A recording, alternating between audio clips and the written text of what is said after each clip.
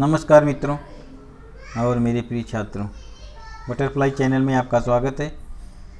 आज हम भूगोल का 8वां पाठ ऋतु निर्मिति भाग 2 का स्वाध्याय लेकर प्रस्तुत हैं, जिससे कि हमारे छात्रों को प्रश्नों का हल करने में, उसका उत्तर लिखने में उन्हें आसानी हो।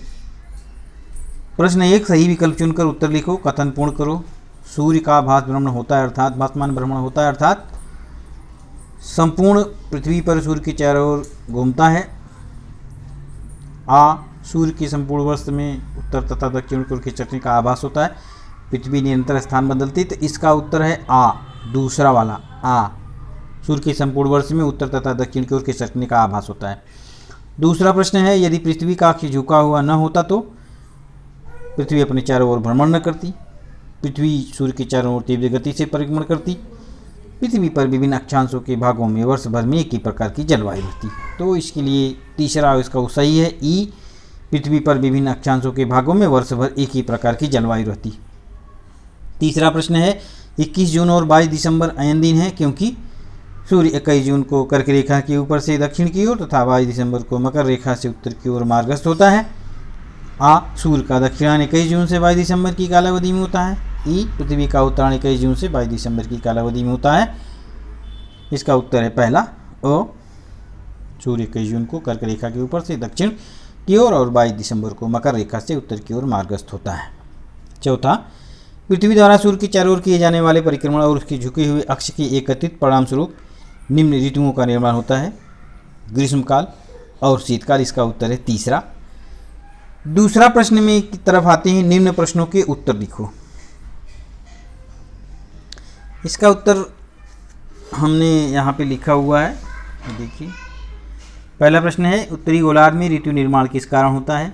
पृथ्वी के अक्ष के झुकाव के कारण ऋतु निर्माण होता है। दूसरा प्रश्न है, संपात स्थिति में पृथ्वी पर दिनमान कैसा होता है? संपात स्थिति में पृथ्वी पर दिन और रात समान होता है अर्थात दिन और रात 12-12 घंटे के होते हैं।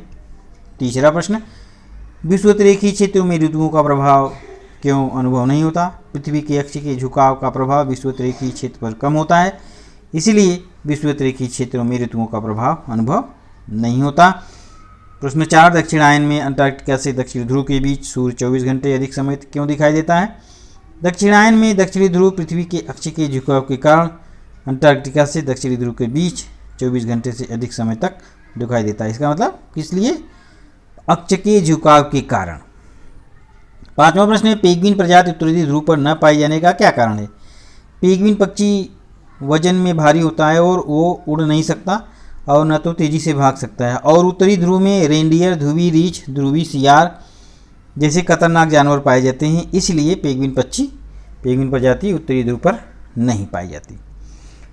प्रश्न 3 है, निम्न कथनों में त्रुटि में सुधार कर कथन पुनः लिखो। पृथ्वी की परिक्रमण गति कालावधि के अनुसार न्यून अधिक होती है। इसमें इस प्रकार सुधार करेंगे, इसका उत्तर इस प्रकार लिखेंगे, पृथ्वी की गुरुत्वाकर्षण बल के कारण उसकी गति में परिवर्तन होता है। अब सूर्य स्थिति में पृथ्वी की गति कम होती है और उप सूर्य स्थिति में पृथ्वी की गति बढ़ जाती है। इसका अगला प्रश्न दूसरा, त्रुटि सुधार वाला, उसका उत्तर है, यहाँ पे प्रश्न नहीं लिखा गया है, केवल उत्तर लिखा गया है। दोनों गोलार्धों से देखने पर सूर्य का भासमान भ्रमण दिखाई देता है। तीसरे प्रश्न का उत्तर है, विश्व दिन के दिनांक प्रतिवर्ष बदल भी सकते हैं और नहीं भी बदल सकते। चौथा प्रश्न है, उत्तरी कनाडा में मार्च से सितंबर ग्रीष्मकाल होता है। प्रश्न में क्या लिखा हुआ है? उत्तरी कनाडा में सितंबर से मार्च, लेकिन यहाँ पर मार्च से सितंबर ग्रीष्मकाल होता है। ये त्रुटि सुधार यहाँ किया गया। यहाँ पहले सितंबर से मार्च दिया हुआ है, लेकिन ये उत्तर में मार्च से सितंबर है। पांचवा प्रश्न, जब अफ्रीका में ग्रीष्मकाल होता है तब ऑस्ट्रेलिया में भी ग्रीष्मकाल होता है। प्रश्न में क्या पूछा गया है? जब दक्षिणी अफ्रीका में ग्रीष्मकाल होता है तब ऑस्ट्रेलिया में शीतकाल होता है। ऐसा नहीं है, यहाँ भी ग्रीष्मकाल ही होता है। प्रश्न में यहाँ शीतकाल लिखा हुआ है। छठवां प्रश्न है, बसंत संपात और शरद संपात ऋतु में दिनमान समान अर्थात रात 12 घंटे और दिन 12 घंटे का होता है। अगला प्रश्न है चौथा, निम्न आकृति में क्या त्रुटियां हैं बताओ।